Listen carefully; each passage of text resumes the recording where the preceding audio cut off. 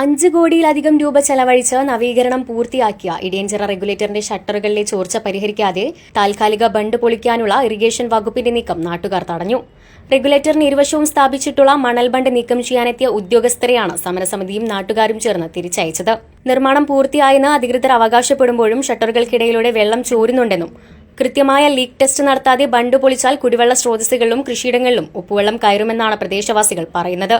പെരിങ്ങാട് പുഴയിൽ നിന്നും KLDC കനാലിലേക്ക് ഉപ്പുവെള്ളം കയറുന്നത് തടയാൻ എല്ലാ വർഷവും ലക്ഷങ്ങൾ ചെലവഴിച്ചാണ് താൽക്കാലിക ബണ്ട് നിർമ്മിക്കാറുള്ളത്. ഒരു തവണ ബണ്ട് കെട്ടാൻ മാത്രം ഏകദേശം 20 ലക്ഷം രൂപയോളം ചിലവ് വരും. ശക്തമായ ഒഴുക്കിൽ ബണ്ട് തകരുന്നത് പതിവായതോടെ ശാശ്വത പരിഹാരമെന്നോണം 8 കോടി രൂപ അനുവദിച്ച് റെഗുലേറ്റർ നവീകരിച്ചത്. എന്നാൽ കോടികൾ ചിലവഴിച്ചിട്ടും റെഗുലേറ്ററിന്റെ ഷട്ടറുകളിലെ ചോർച്ച പൂർണ്ണമായും അടയ്ക്കാൻ സാധിച്ചിട്ടില്ല. നിർമ്മാണ ഘട്ടത്തിൽ തന്നെ അപാകതകൾ ചൂണ്ടിക്കാട്ടി തീരദേശ സംരക്ഷണ സമിതിയുടെ നേതൃത്വത്തിൽ കളക്ടർക്കും MLAക്കും നിവേദനങ്ങൾ നൽകിയിരുന്നുവെങ്കിലും യാതൊരു നടപടിയുമുണ്ടായില്ല. നിലവിലെ സാഹചര്യത്തിൽ ബണ്ട് പൊളിച്ചുമാറ്റിയാൽ ആയിരക്കണക്കിന് ഏക്കറിലെ കൃഷി നശിക്കുമെന്നും കുടിവെള്ള പദ്ധതികൾ അവതാളത്തിലാകുമെന്നും സമരസമിതി മുന്നറിയിപ്പ് നൽകി. പ്രശ്നങ്ങൾക്ക് ഉടൻ പരിഹാരം കാണുകയും വീഴ്ച വരുത്തിയ ഉദ്യോഗസ്ഥർക്കെതിരെ നടപടി സ്വീകരിക്കുകയും ചെയ്യാത്ത പക്ഷം ശക്തമായ ജനകീയ പ്രക്ഷോഭങ്ങളുമായി മുന്നോട്ടു പോകുമെന്ന് ഇടിയഞ്ചിറ സംരക്ഷണ പൌരസമിതി അറിയിച്ചു. പ്രതിഷേധ യോഗത്തിൽ ഷൈൻ മുല്ലശ്ശേരി, സുബി കണിച്ചിയിൽ, അർജുൻ ആനയടത്ത്, മനോജ് കണിച്ചിയിൽ, KK പ്രഭാത് എന്നിവർ സംസാരിച്ചു. ഷട്ടറിന് ലീക്ക് ഉണ്ട്, അതായത് അതുകൊണ്ടാണ് ഞങ്ങൾ ഈ സമരത്തിലേക്ക് മുൻതാക്കുന്നത്. എല്ലാ രാഷ്ട്രീയ പാർട്ടിക്കാരുണ്ട്, എല്ലാ ജാതിഭേദങ്ങളും ഉണ്ട്. ഈ ബണ്ട് പണി തുടങ്ങിയിട്ട് ഇപ്പോൾ 2ാമത്തെ കൊല്ലാണ്. ഇതേവരെ ഇതിന്റെ പണിയും കഴിഞ്ഞിട്ടില്ല. ഇതിന്റെ ഓരോ പണി ഇങ്ങനെ ഈ കമ്പനിക്കാരിങ്ങനെ നീട്ടി കൊണ്ടുപോകുക.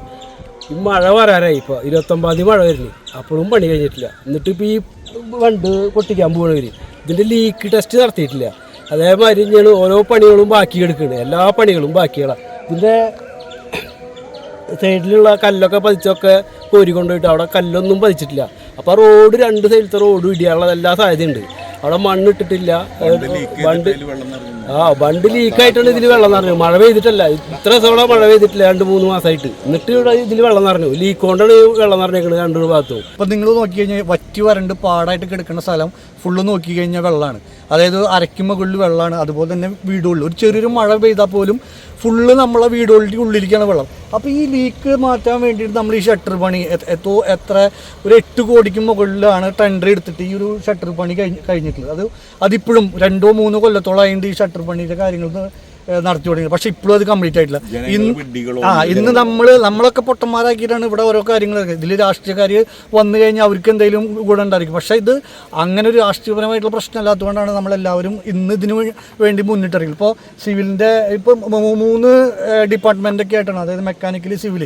ഇപ്പോൾ സിവിലിൻ്റെ പണി ഒരുവിധം കഴിഞ്ഞു എന്നാണ് അവർ പറയുന്നത്. പക്ഷേ ഇവിടെ ഡ്രഡ്ജർ ഇറങ്ങാൻ വേണ്ടി ആ ഭാഗം പൊളിച്ചിട്ടുണ്ടായിരുന്നു. അതായത് റോഡ് നിങ്ങൾക്ക് നോക്കി കഴിഞ്ഞാൽ അറിയാം.